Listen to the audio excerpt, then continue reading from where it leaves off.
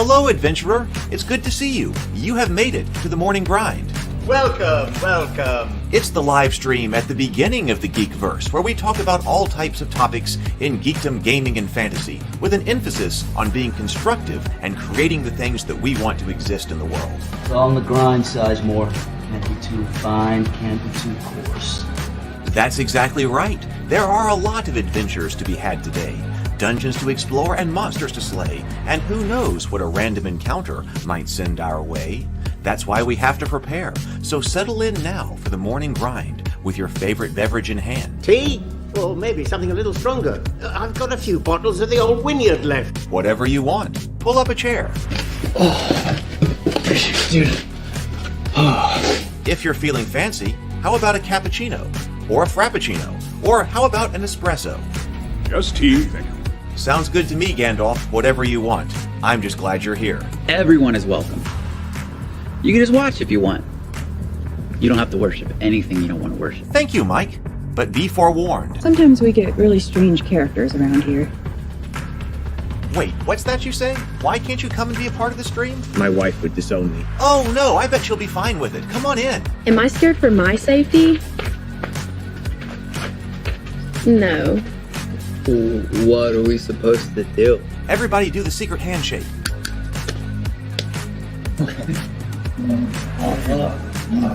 Secret cultist handshake. Oh, now do wizards who love each other. This, my friend, is a science. I still don't have gifts, but it's fine. It's all on the grind, son. Can't be too fine, can't be too coarse. Dude, this would be a sick place to bring the band. Indeed it would be, Dave. It really would. I'm seeing more people coming in. Welcome, glad to have you here. Oh, look, here's someone new.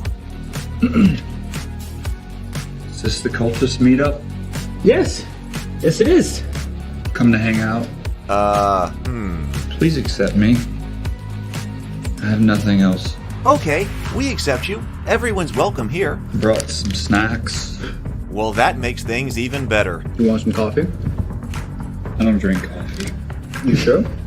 It's cultist coffee. What makes it cultist coffee? I'm a cultist and I'm drinking it. Oh. Then I'll have some. What exactly is going on here? I'm seeing more people coming in. Welcome. It's so great to have you. Oh, and look, here comes another stranger. Can we help you? Yes, fellow cultists. I could really use some food. Oh yeah? Welcome. We have donuts. Oh, it's me. I'm glad I'm here. I'm sure you have a few questions for me, though. What's your name? Who do you work for? What god do you worship? Great questions, Rob. I'm Steve King, and I worship Nyarlathotep. No, not really. I'm just Heath, and I won't be worshiping anything this morning. But I will be your host. Welcome to the office. We're going to have a great time. I've got my coffee ready, because now it's time for the morning grind. If you could become a fish, that would be amazing. Then I could command you with my mental fish powers. Hey, good morning, everyone. Thank you so much for being with me today. Yes, by the way, I'm wearing my glasses today instead of my contacts, so you're probably going to see blue eyes here for some of this, but that's just the way it is this morning. So good to see you, everybody. Welcome to my home. Welcome to the office, and welcome to the morning grind. It is great to be back here with you this morning. We got PH here. We've got Zero the Blade. Lynn is here. Good morning. I see the great old ones. Good morning. We've got RPG X-Vile. DJ Adavan is here. Mike is here. Tony Fisher. Good morning, everybody. It is great to be here. Hey, we're going to be talking about the RPG design today, and I think I think I've said this for like the past 3 or 4 different streams on this particular subject, but I think we're pretty close. I was really getting close. I was working yesterday here in the office, and actually fell asleep last night. I guess I was tired early, but was working quite a bit yesterday, trying to get took care of other things that had to be done, errands that had to be run, then came back and got working, and I'm pretty happy about where I am. I was really thinking, gee, could I get all this done by the end of the day today so that next week we could actually start promotion and advertising and things like that? Watch the reflection. Oh, is something reflecting bad? Let's see. So, I don't think there's anything to reflect in my glasses, but I was really thinking about that, and so I was hoping that the I think that might actually be possible. Might actually be possible to go ahead and actually start launching and putting this stuff out in about a week. I've got some other advertising and promotional marketing stuff that I've got to make, but one of the big things was getting this document finished so we can put this out as a draft for everybody. And I think that's a pretty reasonable goal, actually. So that would mean that we would start. I want to do about 3 weeks worth of marketing. So if we market like next week, if next Wednesday we go live and we're actually, hey, we're going live, that seems like a pretty good goal. That seems like a pretty good goal. Then 3 weeks later, we actually launch the Kickstarter. So if you are here, I noticed that at the moment here, we got the page up. Brianna and I had been working on the Kickstarter page, and she and I haven't been able to work in a couple of weeks. But the page is there, and the Notify Me button is up. So let me send this to everybody who is watching here. So the Cultists RPG Kickstarter. And there's going to be a lot more than just the RPG on this page. Let me see if I can log in and show you if you haven't seen what all is going to be here, because I've still got to update some of the graphics, and I've got to get the prices of things like the shirts. But I just put the link in there to this. So if you would like to hit the Notify Me on launch, and then also we're going to be doing a $500 dice giveaway, and I want to hit that hard, like as soon as we start the advertising and promotion in earnest. So let me get this $500 dice giveaway. $500 dice giveaway right here at this link. Oh, thank you, Tony. Tony's in. The when you sign up here, you're going to get all of the links. Oh, come to think of it, I need to put on my list. Make sure when you sign up there, you've got a drop down with a bunch of other links, like all the different YouTube channels, their subscription links and everything like that. I need to make sure the Kickstarter page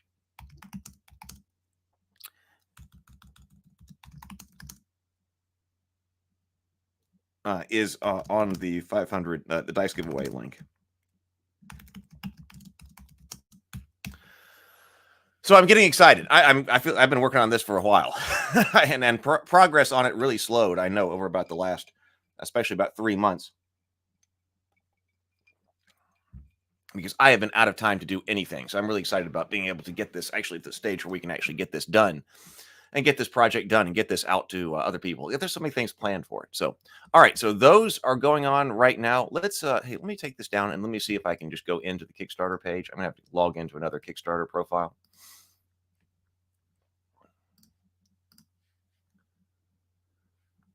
Because there's more than just the Kickstarter, more than just the role-playing game.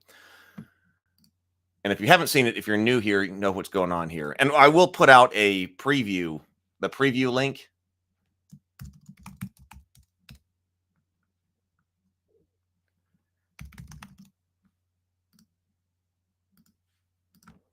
Here we go.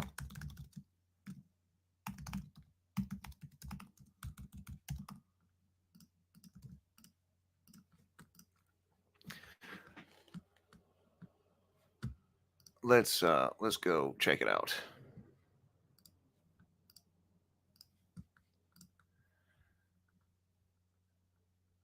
And I'm already approved over here, so I can launch whenever. Project review. Oh, no. Story. So it's in my hands. Let me go to preview. So we've got. I'm going to need to, like, part of making the video for this is part of the. Actually, that's going to take a while. Can I get that done? Well, I don't have to have the video done in order to start the promotion. I would need in order to go live. So I do have to do the Kickstarter video. But I like making videos. We'll embed the Cultists RPG game trailer right here. How to play the Cultists in 5 minutes. I'll make one of those videos. This is where we'll put a link to this information that we've been working on here on the stream. We've got a graphic here on what is the Cultists. with the Cultist trailer embedded here. We've got the pledge levels. Now, this graphic isn't finished. I've got to add in these. Don't pay any attention to these pledge level prices. Soft copy and hard copy book. The players pack. Brianna was working on those. We got speaking of which, actually, the new screenplays have come in. They're right over here. We'll check them out.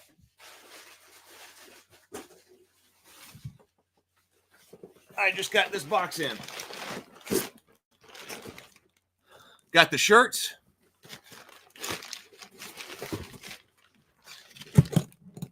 Got the stickers. I've still got to get prices on the shirts, but we're going to have the Cultist coffee shirts. I'm really excited about getting those back out because those are great. The Witch's Brew shirts as well. I'm excited about that one. I mean, I would think there would be lots of people who would be interested in the Cultist coffee and the Witch's Brew shirts. Anyway, all hail the Black Goat of the Woods with 1,000 Young. And thank you, Mama Shub. Oh, and of course, how not to summon Cthulhu. You can't summon with Cthulhu with sour cream and onion. One of my favorite lines, though, is I was going back and re-editing some of the Cultists for the tall format, like the shorts format, was now I'm all about some nameless mist. So if there was ever a reason to do another shirt, maybe in a future Kickstarter or something, maybe there should be a shirt that says, now I'm all about some nameless mist.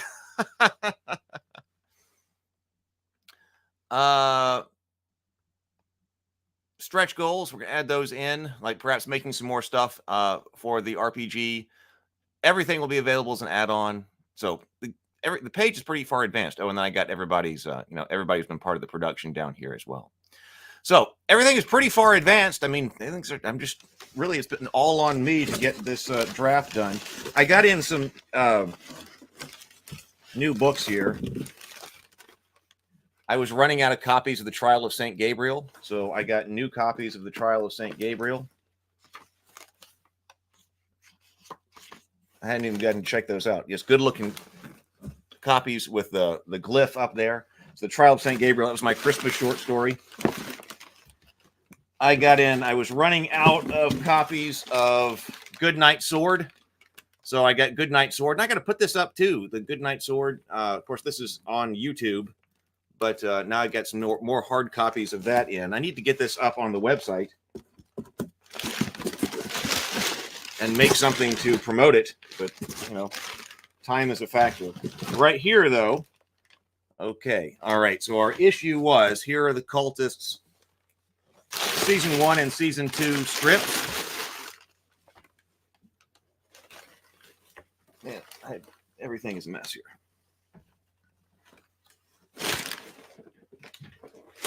I am living in chaos. And I've had these before.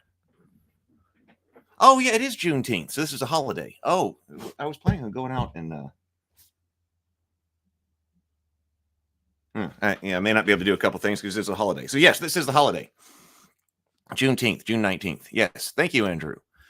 Yes, lots of goodies. So I got the Season 1 and Season 2 screenplay in. And the problem was, I've had them before. It takes a while to get everything right.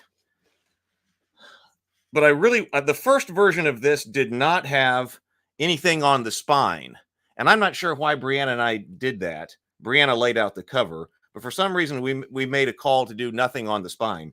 But when I'm sitting over here on my shelf, I really want to see something on the spine.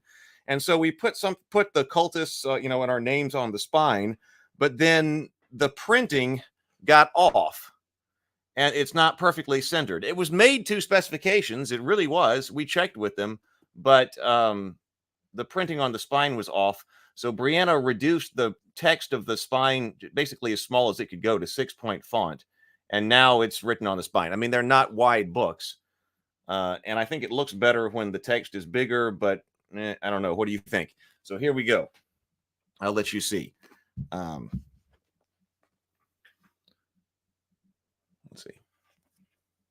see. Okay, so like right over here, then. So I like the bigger words, but you can see that it's not, especially on that bottom on the green, if you can see, because the colors are, but it didn't print correctly on the spine. The smaller text is definitely more centered, even though it is less readable. So I guess that's what we're going to go with, because it's just bouncing all over the place with the wider text. We just need larger books to be able to do that with. But oh well. Okay, so those are here. That does work. It's centered. It's not overrunning like to the front of the book or something like that. So all right, that's been taken care of. So I think we finally have that now. All right. So I guess it's time to about get started. Hey, let's do a breathe and sip.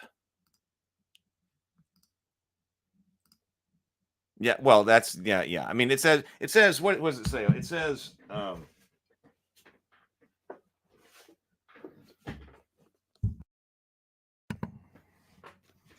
it says the Cultists season 1 screenplay and the Cultists season 2 screenplay, and then it has my name and Brianna's name down at the bottom of it. So there we go. I like it. I like it with the small text better than no text. I guess that's just how it's going to have to be. Seems like you always have to go through a few iterations with these print-on demands in order to make sure they're right. Oh, but yes, you can read it. Yeah, but yeah, okay. Now, wait a minute. I see what you're talking about now. I thought you were talking about the text on there. Yep, so that we just decided I wanted to have printouts of the screenplays to be able to put them over here on this area of my shelf that I'm reserving for things that I have written. And I was like, well, we did write the Cultist screenplay, so those need to go over there. And that, hey, we decided some other people might like them, so you get to actually have the scripts. The actual scripts that were shot, that were used to shoot the show. So we bound them up and put them together. So that's what those are, the actual screenplays that we use, the actual screenplay that we used to shoot the show. And Brianna and I wrote a message in the beginning. I won't read them to you. Let's see, the Cultist season 2 right there. Creator's preface right there. So I wrote something to lead off here, and then also there's a director's preface in here as well. So there's a little bit of extra messages from both me and Brianna in the beginning.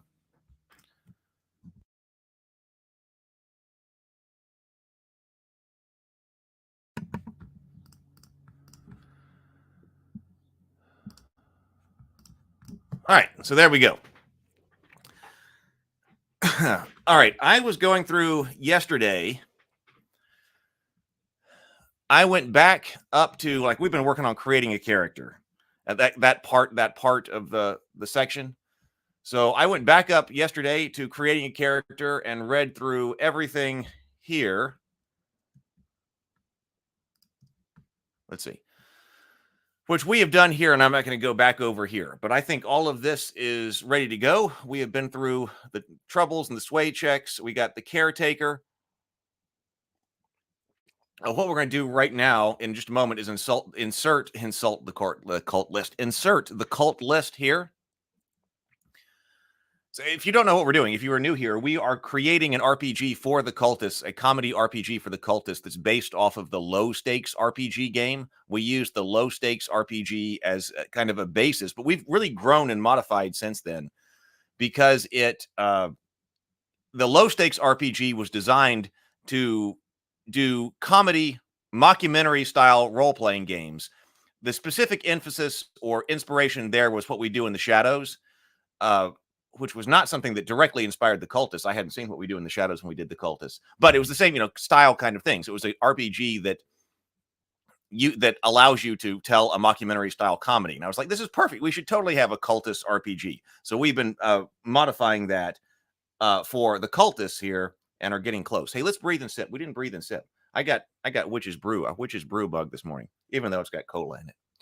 All right, let's breathe. 2 deep breaths, deep inhales through the nose, exhale through the mouth. Here we go. Let's do it twice. Breathe in.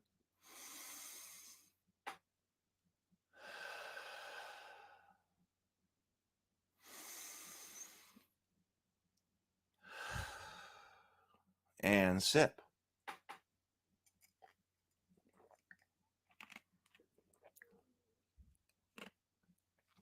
So we need to insert the cult list on each one of these because this will basically be your character sheet. Oh, Mike's got yerba mat tea. That sounds fancy.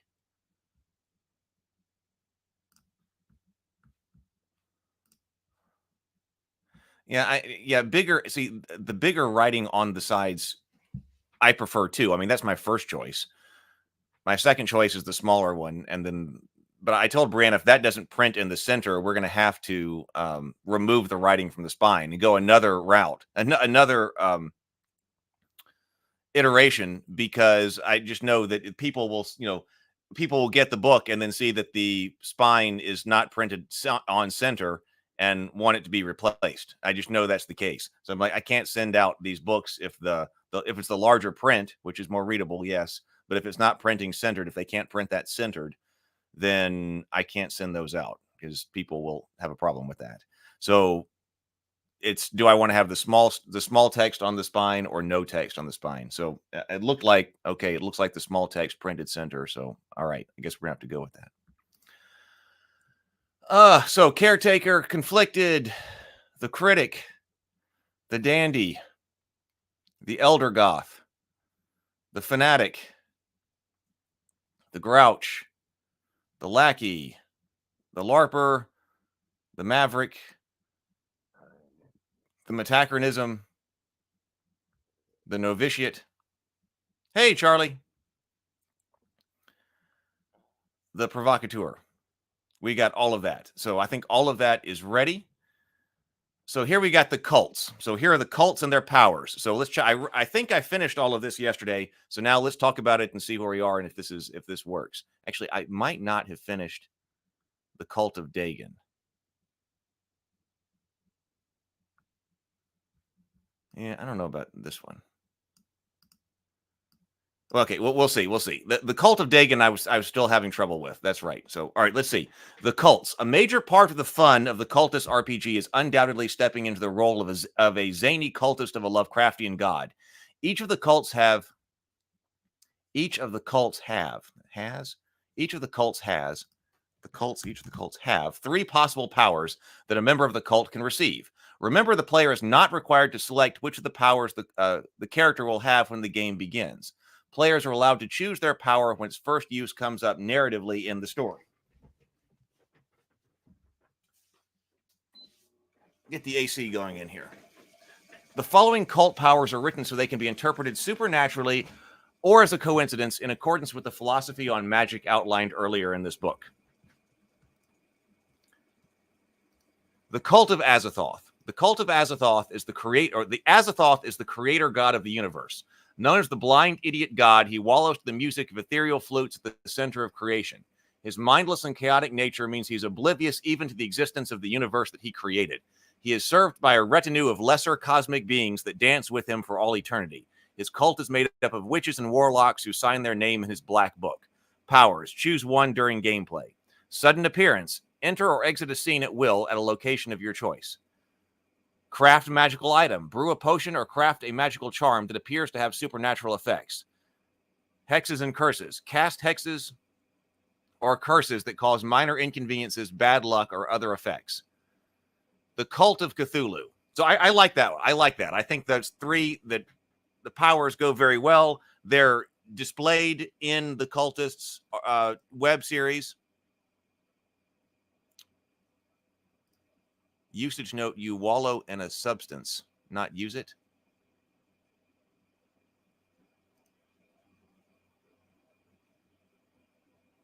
Oh, this is up here. You can't wallow to something?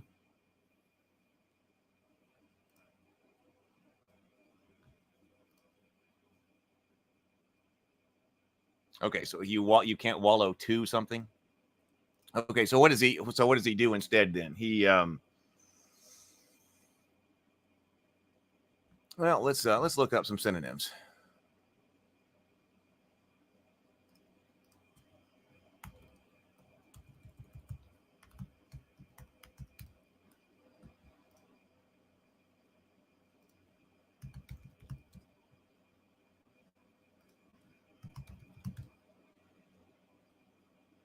Flounders.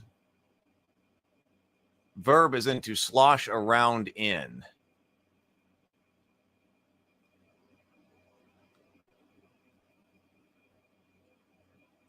So yeah, some of these like okay, flounder. Okay, I would not say he's floundering yet or lurch. Well, it could be lurching. Lurching works, right? He lurches. Does that work better? He lurches to the music of ethereal flutes at the center of creation.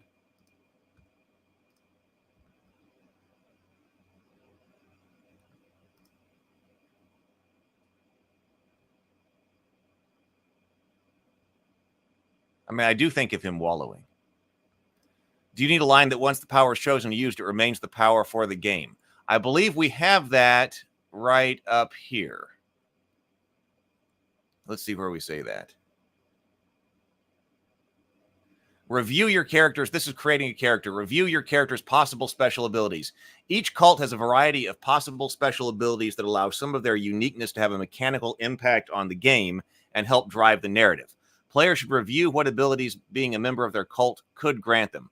Players should not define a special ability for their character at the start of the game, but rather wait to choose what special ability their character has until the opportunity to use one comes up in play. Once chosen, that special power may not be changed for the remainder of the game, but it may be used in multiple scenes whenever narratively appropriate. If players are playing the same character in the campaign, clear the character's special ability selection at the start of the game. So I do have that up there, but I suppose we should reinforce that here. Players are allowed to choose their power when its first use comes up narratively in the story. However, once chosen, it remains that character's power for the remainder of the game. Well, why don't we say the remainder of the session? Players are allowed to choose their power when it first comes up narratively in the story. However, once chosen, it remains that character's power for the remainder of the game session. There we go.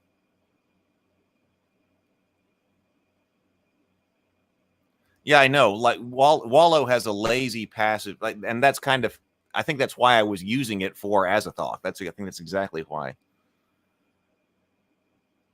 Could Wallow? Maybe we need to go to Wallow in then. Wallow's in the music. Hey, Bacon. Because I like the lazy and passive connotation there. He wallows in the music. Well, why don't we could come up with what kind of substance he's wallowing in too.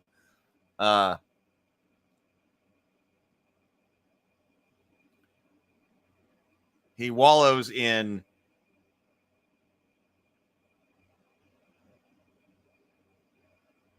I mean, you think of like goo and gel and stuff, right? You think of like goo and gel when you are I'm thinking about like these classic kind of Lovecraftian gods. He wallows in primordial ooze.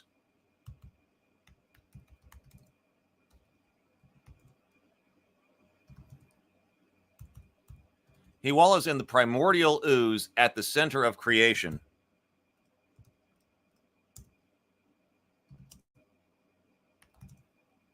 As the music of ethereal flutes fill the air. Okay, perhaps that kind of sounds pretty good, I think. Azathoth is the creator god of the universe. Known as the blind idiot god, he wallows in primordial ooze. In the primordial ooze at the center of creation as the music of ethereal flutes fills the air. His mindless and chaotic nature means he's oblivious even to the existence of the universe he created. He is served by a retinue of lesser cosmic beings that dance with him for all eternity. His cult is made up of witches and warlocks who sign their name in his black book.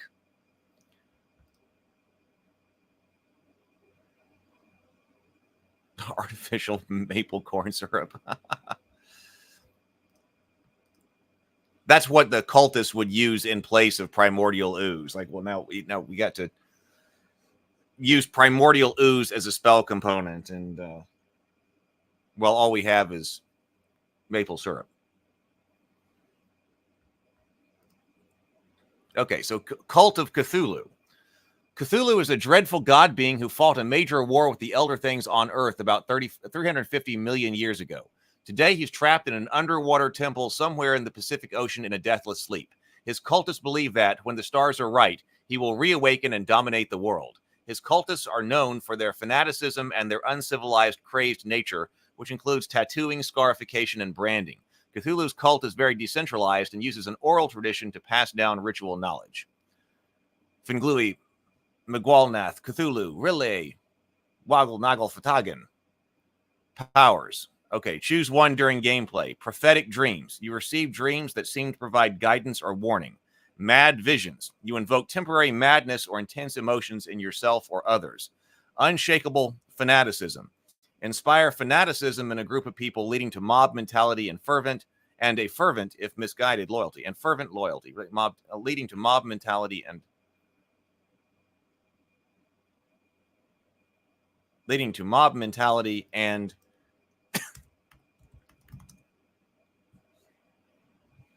leading to group of people causing mob mentality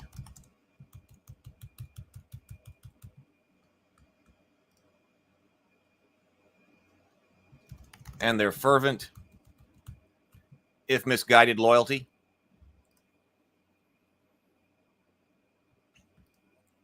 I think this one's pretty good too. You receive dreams that seem to provide guidance or warning. You invoke temporary madness or intense emotions in yourself or others. Unshakable fanaticism. Now, what I do want to do, see up here, so we got to put in the cult list. So the cult list, choose one.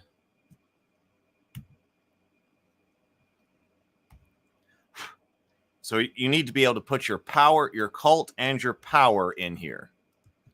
So once we finish one, let's go ahead and make this up. So this would be Azathoth.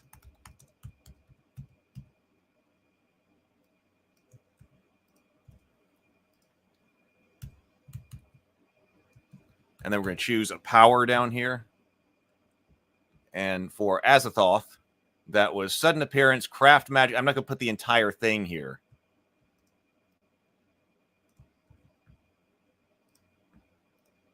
And I'm thinking that will have to be on one line.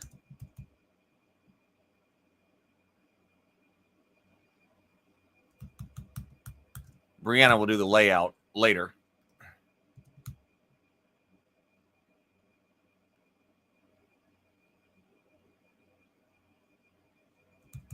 And we'll copy this down to all of them. But there we go. Something like that. Take off. There we go. So choose one. If you're Azathoth, cult and power.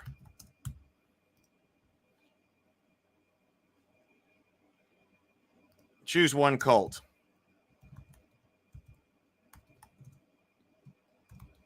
Choose one power during gameplay.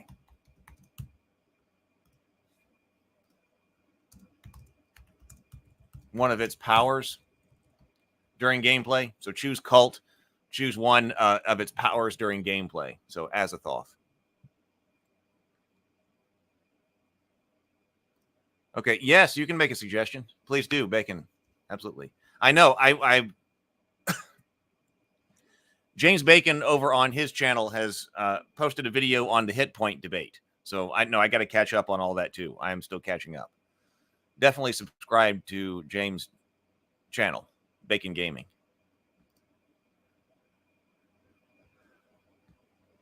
So I'll let Bacon type. Well, now we put Cthulhu in here. Azathoth. Cthulhu.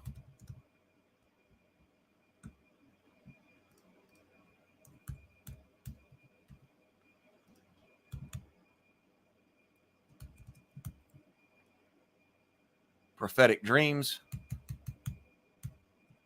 Mad visions. Oh, do I want these things to line up? Probably I do. Or that will be a layout. Probably more of a layout thing.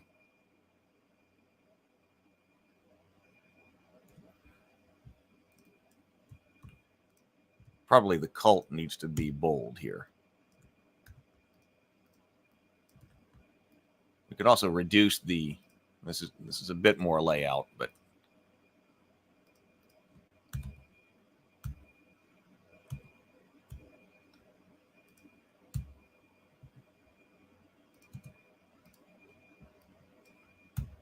unshakable fanaticism. So something like that.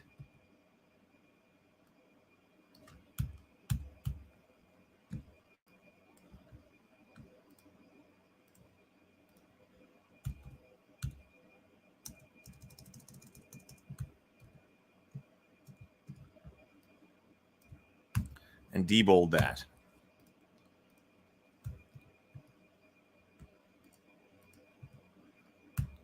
All right, let's see.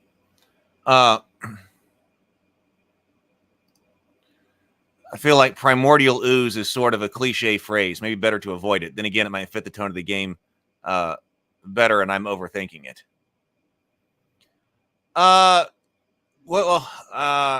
What other type of ooze? Well, let's look up. Let's look.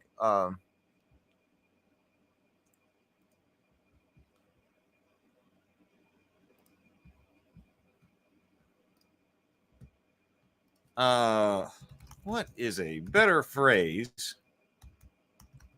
for primordial ooze?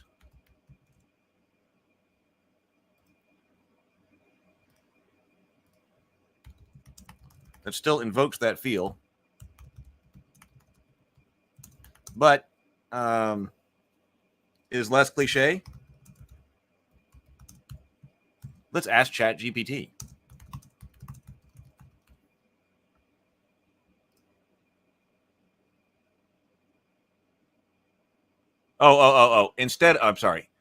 Instead of saying that he wallows in the ooze, you could make him synonymous with it. Azathoth, the blind idiot god who churns at the center of the universe.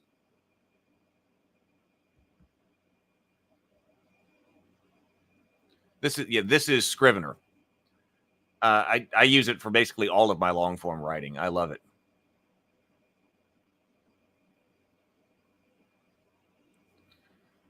I like it because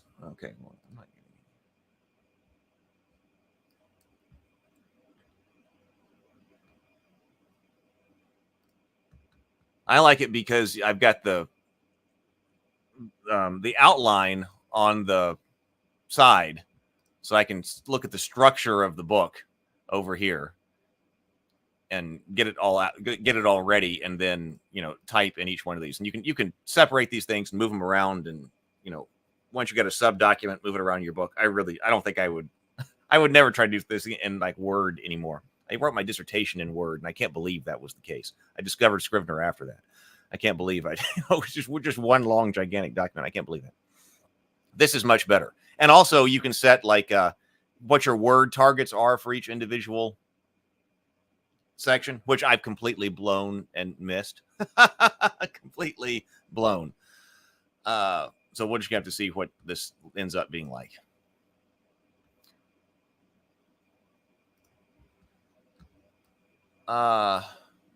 Primordial sludge, ancient muck, protoplasmic mire, primal slime, and protoplasmic slime. Oh, primal slime is also pretty cool.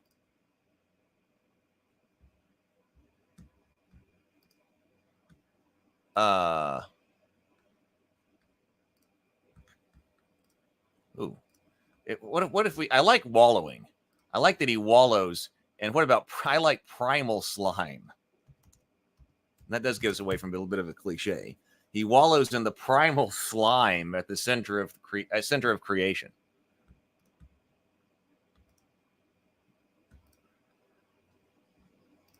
Okay, now Dagon. I was working on this and I'm not completely happy with it. So let's look at this. The cult of Dagon. Father Dagon is a powerful sea creature revered as a god by the deep ones, over whom he and his consort Mother Hydra hold dominion. While serving Cthulhu as his deep celebrant under the sea, Dagon maintains an elaborate social structure among the deep ones.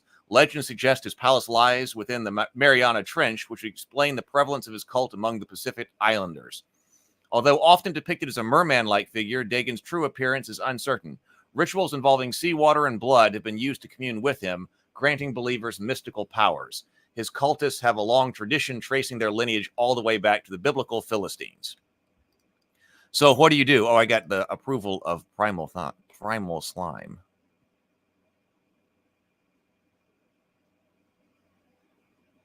Boiled okra could be.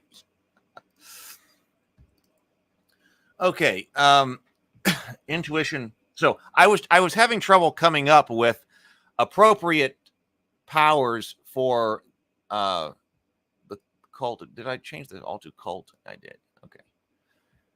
For Dagon here, because I don't want to, say, oh, well, then they should be able to like breathe underwater or something, but that doesn't fit the feel of what we're doing here. So intuition of the deep.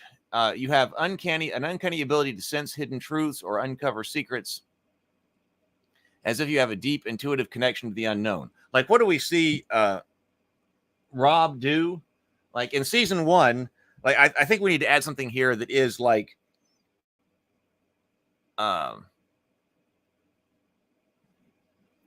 leading a ritual or some kind of knowledge of important rituals, because that's what Rob does in season 1.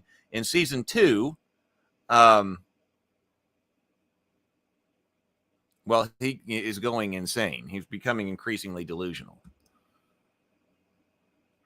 I love deep fried okra. That fried okra, that's a classic staple around here in the South.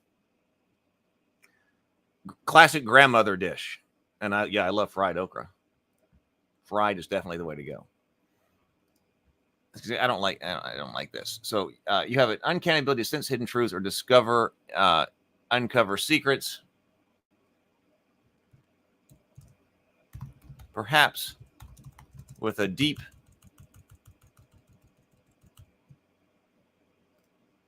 and intuitive connection to the unknown. I had mesmeric presence. You can draw people's attention and hold it, seeming to entrance those you speak to. Because Rob does the church guy, he's like the church leader. But what else am I supposed to do here? I feel like there should be something to do with the water, or fish, but I'm not sure. We don't be too overt here. And it's also not like, Rob has his, well, they do have their fish. Is there something that could be done with the rubber fish? It's the rubber fish. Some type of fish familiar.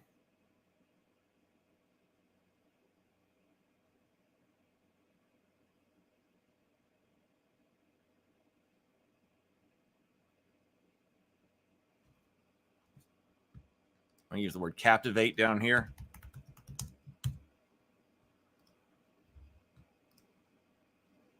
So this is the last one that I'm fighting with. We want to think about it.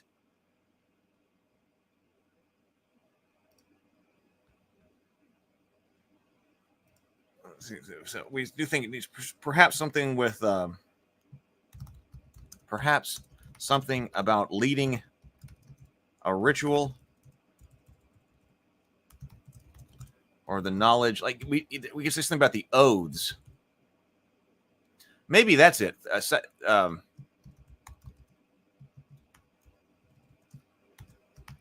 Rob says that he learned the rituals involving Cthulhu after he took the second oath of Dagon.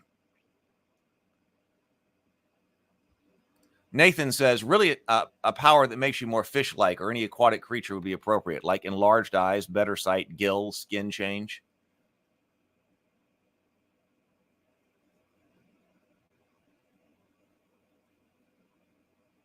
Yeah, well, or unless your fish is rubber, right? Unless the fish is a rubber fish. Right. So that's what Rob thinks is happening. Of course, that's what Rob wants to happen to him in season 1. He wants to turn into a deep one. And he thinks that's happening to him in season 2. But it's probably not. So we're talking about how do we handle magic in the cultists in this game. So I don't think that now individual players could decide that we're actually going to go through a deep one transformation. So that seems like it could work fine. if you were going that direction, but I'm not sure that we are wanting to have the characters in the book actually say they are undergoing those kinds of transformations.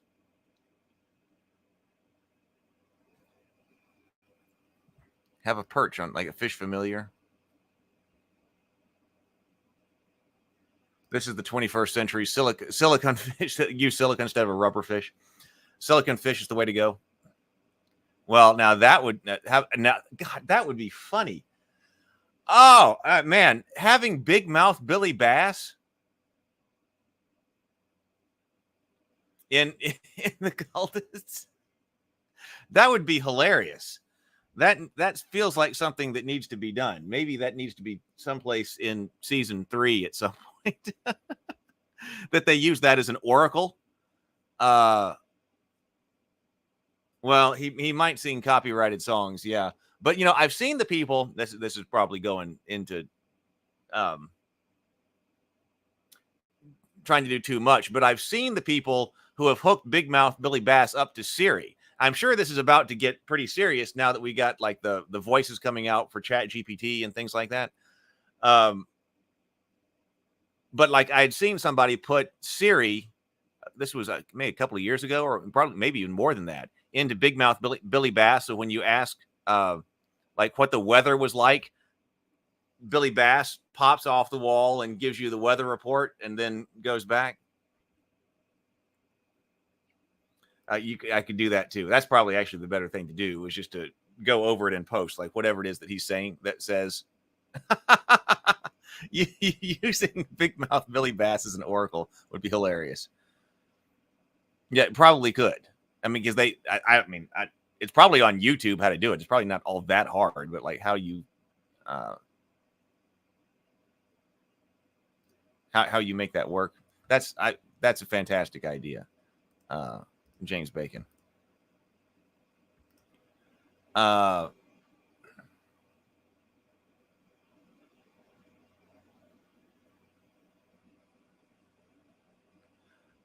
kind of like that. So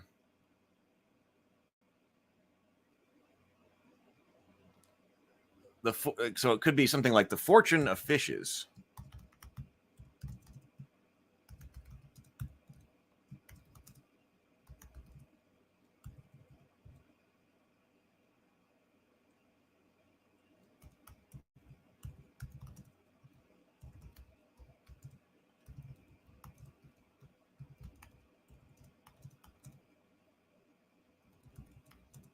Giving you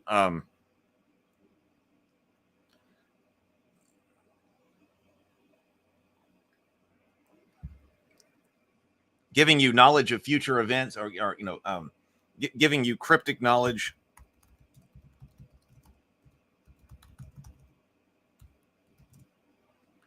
Hidden insight.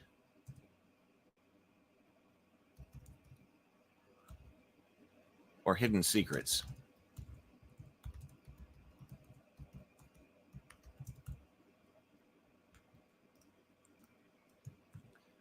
That's more evocative than that one.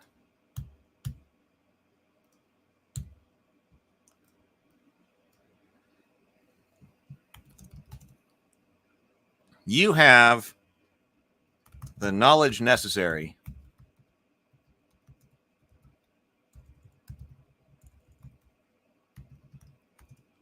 to perform, to lead your cultists in for rituals long forgotten,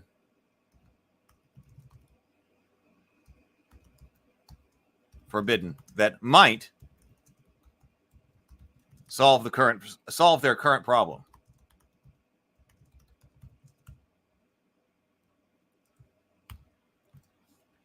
You have, does that sound like a reasonable one? I'm feeling like, you know, Brianna and I, so this, I forget what I've said on stream and what I haven't. I think I said that Brianna and I need to rewrite this part of the Kickstarter page too, because I know it'll come up like, what about a third season of the Cultists?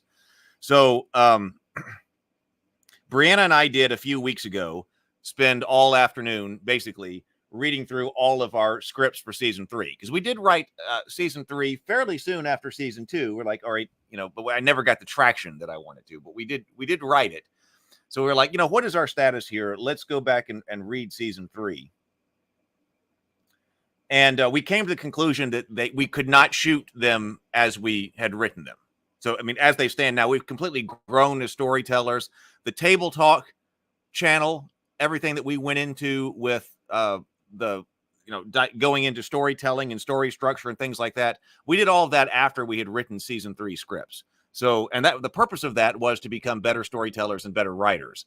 And so that has clearly happened, because we're like, okay, we see where we're going. There's a lot of good ideas, and the overall story and what we were trying to tell, it was working. I mean, that works, but our execution is not working. So we're like, okay, this would need to be extensively rewritten in order to do a season 3 anyway. Of course, that would be a major undertaking. And so what I'm actually thinking about doing is, since that is the story that I've got kind of in the furthest along in the development, I mean, there's lots of material to draw upon, is maybe just take it and write it as a 90-minute feature film. What would become season 3, but try to make it a standalone feature film script.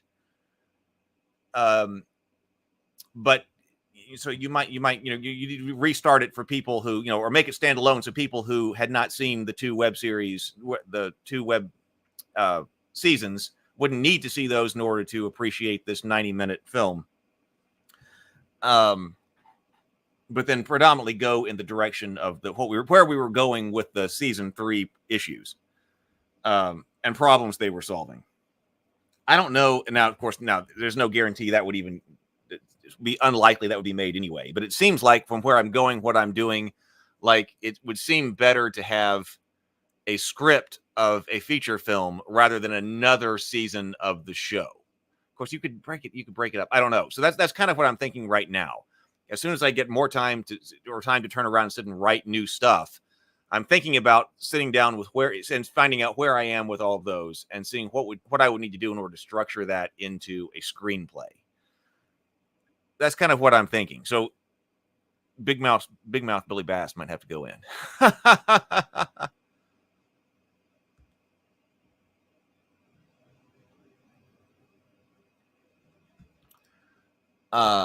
Fortune of Fishes.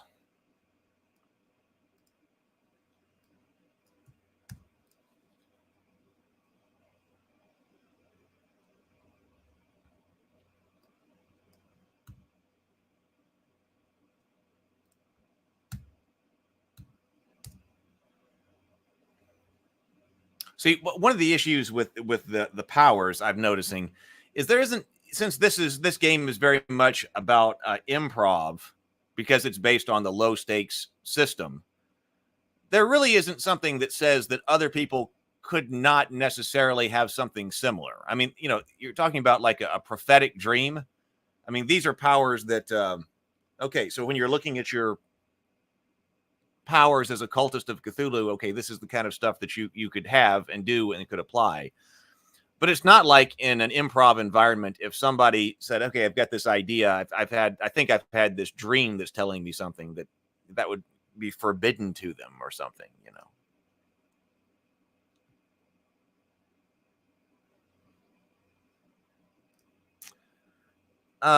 Okay, so let's read over that. Powers, Fortune of Fishes. Your rubber fish familiar speaks to you, giving you cryptic knowledge of future events or hidden secrets. Second Oath. You have the knowledge necessary to lead your cultists in long forbidden rituals.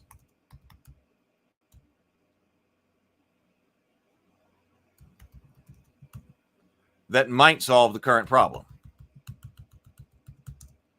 Mesmeritic Presence. You can draw people's attention and hold it, seeming to captivate those you speak to, those you are speaking to. You can draw people's attention and hold it, captivating those you speak to, seeming to captivate those you speak to.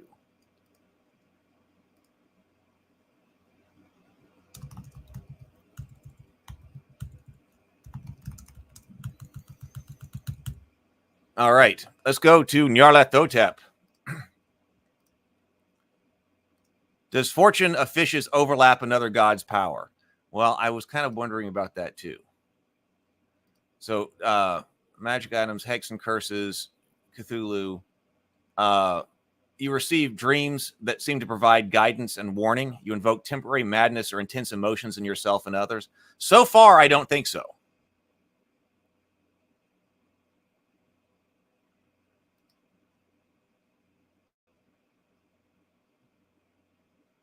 So far, I don't think so. I don't think we're doubling up. The cult of Nyarlathotep. Nyarlathotep, also known as the Crawling Chaos and the Black Man, is seemingly unique among the Elder Gods because he has taken an active role in the affairs of humanity throughout history. His cultists ardently believe his most famous manifestation was an Egyptian pharaoh. During that time, he reshaped Egyptian religious beliefs and established an enduring magical tradition. But his influence extends beyond Egypt. It includes ancient Central and South American civilizations as well as Asiatic shamanistic sects. Powers. Choose one during gameplay. Master of Disguise. Adopt a disguise to go unnoticed, blending into different environments and situations. Propagandist of the Elder Gods. Spread rumors and manipulate public opinion, influencing a large group of people to believe or act in certain ways. Historical knowledge. Access ancient and obscure knowledge to solve puzzles, interpret prophecies, and impress others. I like that one. I like that one.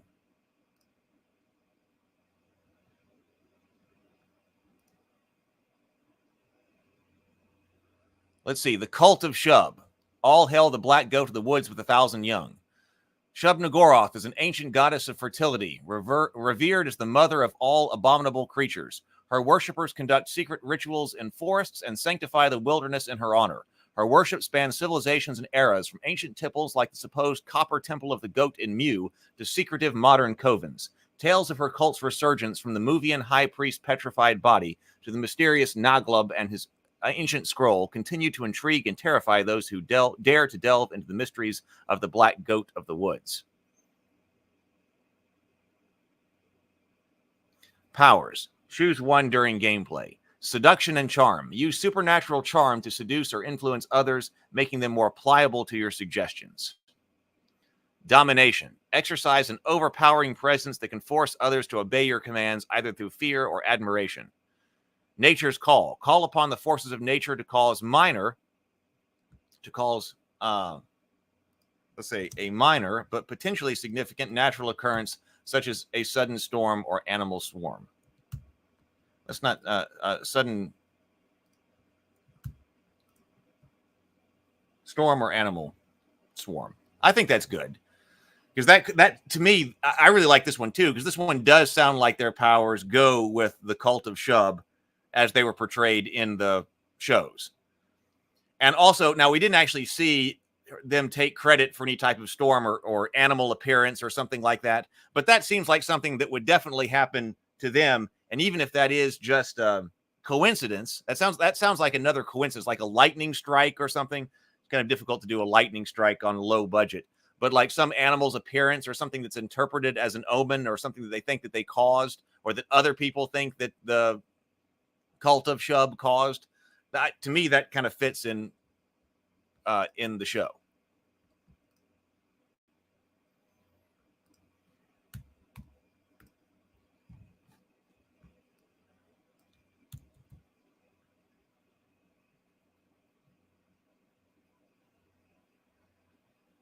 Okay, Yog-Sothoth. The Cult of Yog-Sothoth. Yog-Sothoth defies mortal comprehension, existing beyond space and time. As a deity of knowledge and gateways, his influence spans occult intelligentsia and ancient magical traditions. Cults venerate him through rituals tied to stone circles and seek arcane wisdom from forbidden texts like the Necronomicon.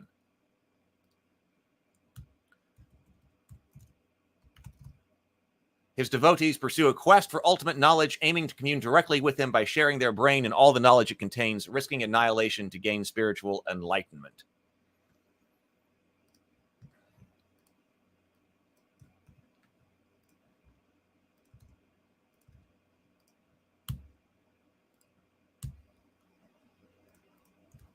Okay, so what did I have here for Yog-Sothoth?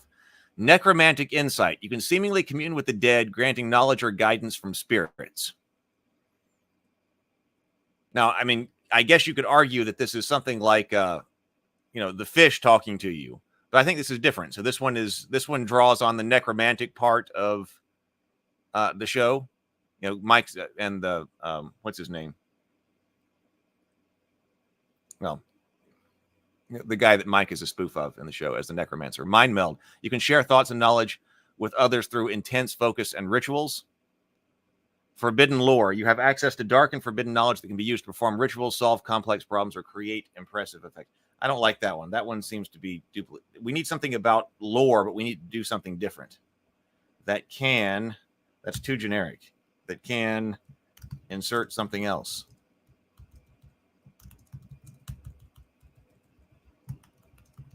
I mean, what is it that we see Mike do? I mean, in a lot of cases, we're kind of experiencing the world through Mike's eyes. Yeah, a horde of ravenous chipmunks surround the shelter in the park, demanding snacks. Yeah, something like that. Or even just one rat. I guess it doesn't have to be a swarm. Even if you got attacked by one ravenous chipmunk.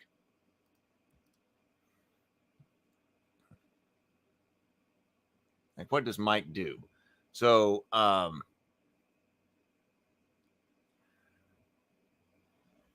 he is the leader in the branding. Okay, they often go to him to lead ceremonies. Mike leads the first ceremony to the branding. He leads the branding ceremony, and then he leads also Ben's ceremony to dedicate himself to Cthulhu as well.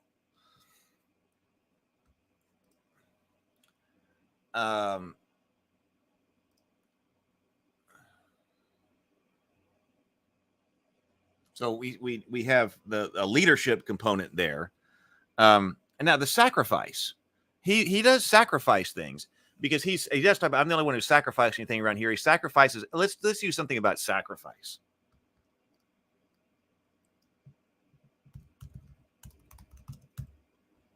Let's do that instead of this. And this could be something like head of the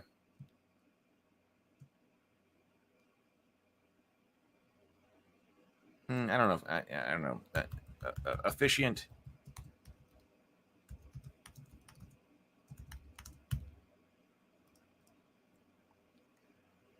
Black sacrifice or something. You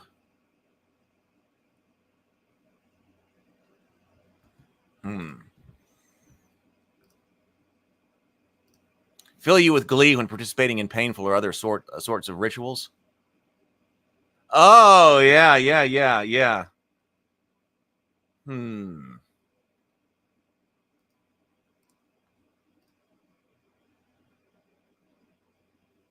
That's like, yeah,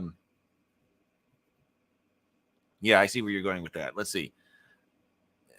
See, this one may, let's say your devotion to the elder gods allows you to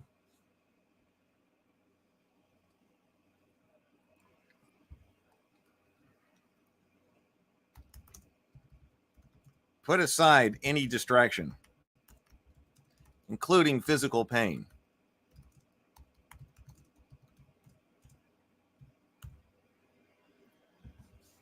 To ignore any distraction.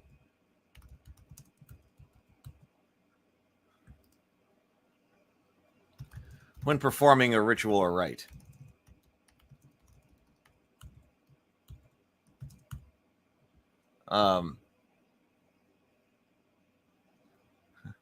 Which you might even enjoy.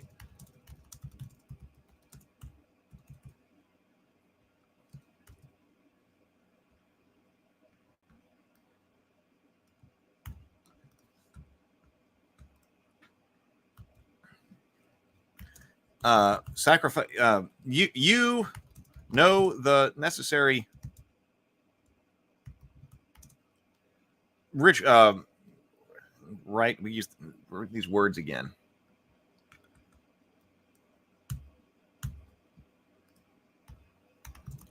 to make a minor sacrifice to the gods, perhaps incurring their favor, perhaps how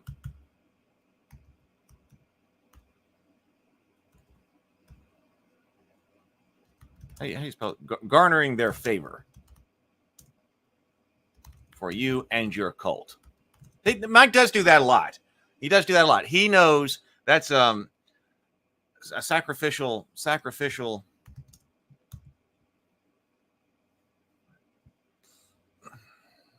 kind of something here. But Mike does do that. He's like, no, I understand why this isn't working. We have got to dedicate ourselves. Sacrifice of dedication. Sacrifice of dedication.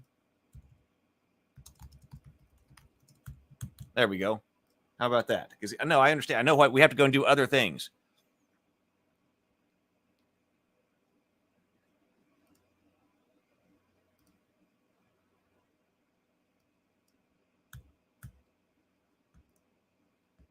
Okay, so now we would have necromantic insight. You can seemingly commune with the dead, gaining knowledge or guidance from spirits.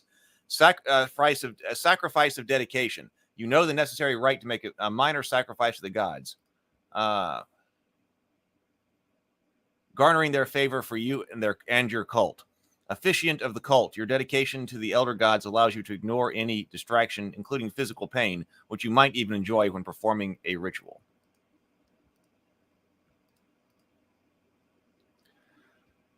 Okay, so that's what we got. We've got Azathoth, Cthulhu, Dagon, Nyarlathotep, Shub, and Yog-Sothoth.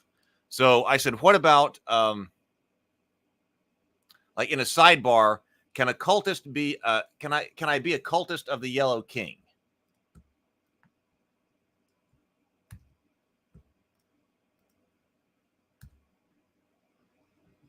And I say maybe. In the Cultist web series, the supposed cultists of the Yellow King are the villains of the story. And it's not even clear as to whether or not the cult of the Yellow King actually exists. But I should say, it is not even clear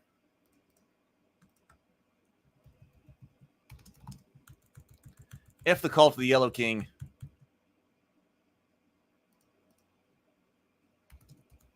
if their cult actually exists. Perhaps they're only a figment of the cultist's imagination, which is kind of the way that I think was going on here. They imagined themselves an enemy they had to fight. This could be the case in the Cultist RPG as well. However, earlier versions of the Cultists Season 1 script did include the cult of the Yellow King in a much more explicit way.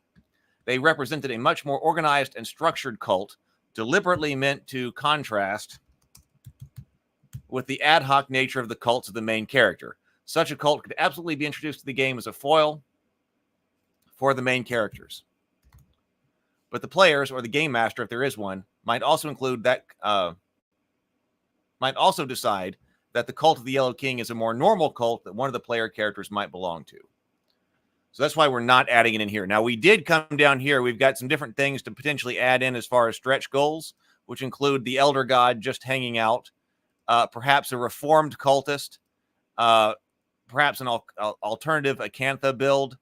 Let's see, the Yellow King, potentially Nodens, the Normie, perhaps another beat sheets. There were some ideas down here for stretch goals for us to build out, which I think would be fun to build out on live stream like this.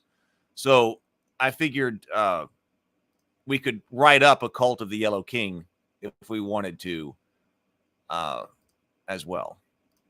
But I figured we'd leave it like this in the core book here.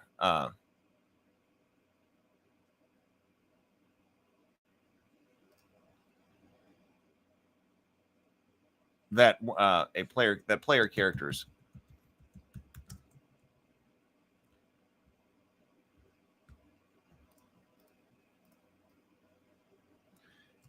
if so, the group should create suitable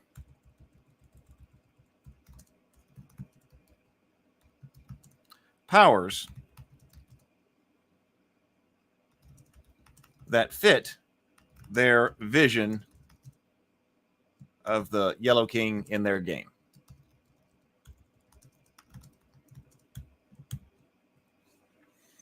That does have 1, 2, 3, 4, 5, 6. That's 6 different cults that would be in the core book here. Can I be a cultist of the Yellow King? Maybe. In the Cultist web series, the supposed cultists of the Yellow King are the villains of the story. I guess this doesn't need to be capitalized. It are the villains of the story, but it's not even clear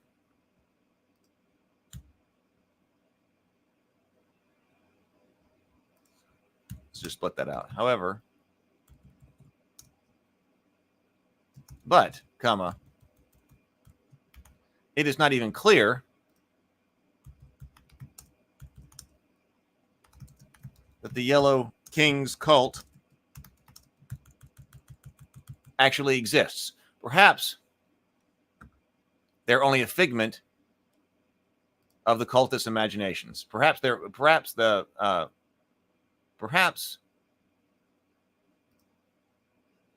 only a figment of the cultist imaginations. Like, who is it? Perhaps it's not even clear that the cult of the Yellow Kiss. They might not be out there. Or how about they might only be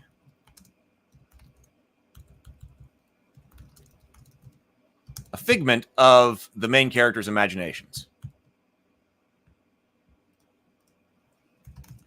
Cultist's imagination.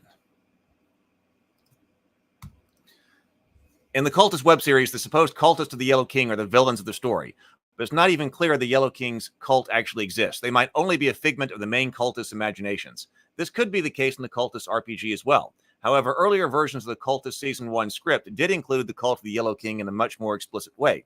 They represented a much more organized and structured cult, deliberately organized, structured, and capable. Structured and capable cult. Deliberately meant to contrast with the ad hoc nature of the cults of the main characters. Why don't we just say deliberately meant to contrast with the antics of the main characters. Such a cult could absolutely be introduced into a game as a foil for the characters, or the player characters. But the players, or the game master, if there's one, might also decide that the cult of the Yellow King is a more normal cult that player characters might belong to. If so, the group should create suitable powers for the cult that fit their vision of the Yellow King in their game.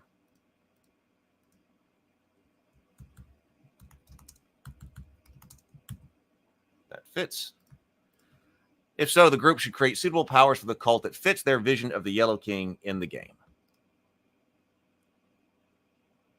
Mike says, I think 6 is a good amount for the base game. However, I think building out the Yellow King would be fun to do. I think so too. I think it would be fun to do. That's why I think the stretch goal is a good compromise. So this has all of the main cults of all of the main characters in Season 1 and Season 2. Well, but it does include Cthulhu. Well, Dave is a casual cultist of Cthulhu. But he's also very much part of the cult of Dagon. So I guess that's why, because we don't have an explicit hardcore cultist of Cthulhu.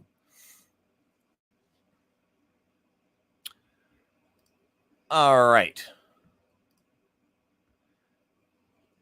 I've got this section that's going to be equally brief about playing a non-cultist.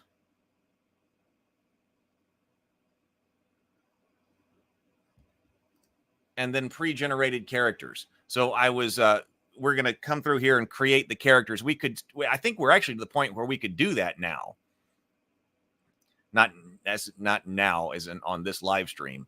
But I think we are now ready because we've got the cults finished up.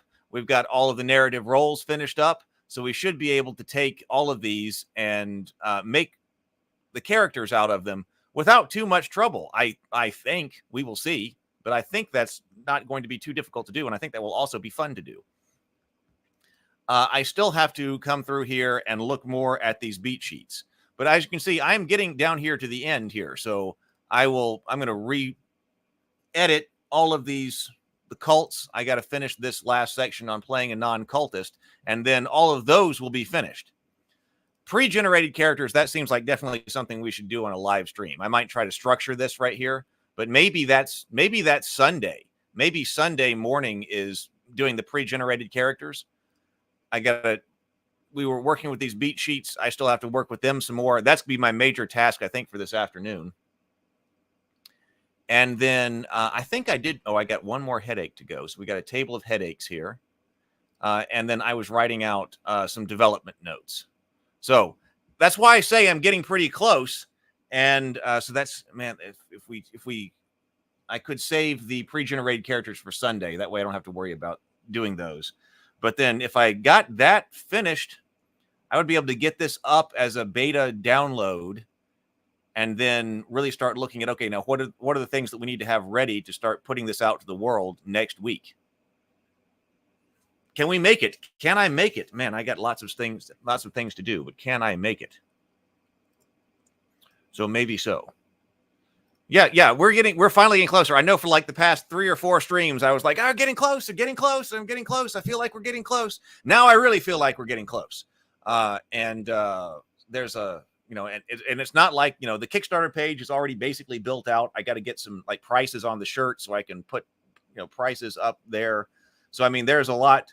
We're far advanced. It was all on me. Getting this draft done was all on me. And that was hanging us all up because I ended up with like really, really slow over the last couple of weeks, or a couple of months, really. But I feel like we got a path here.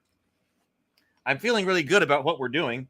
Everything I do just takes forever and is slow. So I wish everything moved faster.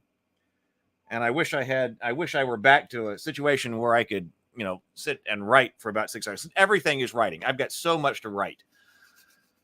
We got to work on Faded Edge later, but I do also want to actually take some time, like I was saying, looking at those season 3 scripts and saying, hey, could this turn into a feature film script? Brianna's got her scripts in advanced stages. I don't have mine. I'm not going to go into the plan right now for what projects to do later because we got to finish this one right now. But this is the start. The whole, we decided to go back to. I went back basically to the beginning because I screwed up. I screwed up some of the marketing and getting this out there. So we're relaunching. I decided let's go back to the beginning and let's relaunch. I mean, that was questionable. It was questionable. Some people were like, do you even need to go back and try to relaunch the Cultists? And I thought, well, because there was an argument from people. It's like, well, gee, maybe you learned all the lessons from it that you need to learn, and then you just go forward. Because it's not like it's not like I don't have a lot of other projects to go and do.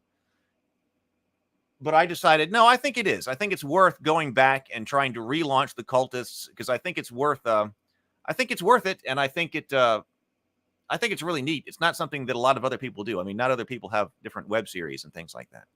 So, and particularly like an associated game and the products. I mean, I think it seems like something that should get more attention than it did when I first brought it out. So I decided, okay, nope, I'm going to go back. I'm going to relaunch, and then we're moving back through. And then we'll move through. We'll relaunch season 2 in a little while. A few months after we do this Kickstarter. But that's where I am. I'm feeling good about it. Yes. Okay. Now regarding playtester. Yes. So regarding playtesting, what I think we're going to do here, once I get this out in a place that can be downloaded, we have the Ravenkeep Discord. Let me put out the Discord server link here.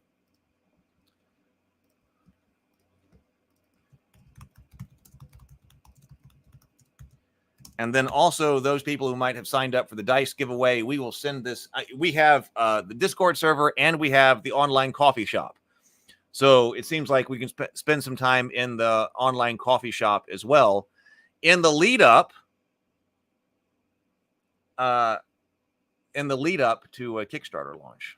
Because yes, so there we go. I mean, it helps that this is based on low stakes. So we didn't start from zero. We didn't completely come up with all, mechanics from scratch.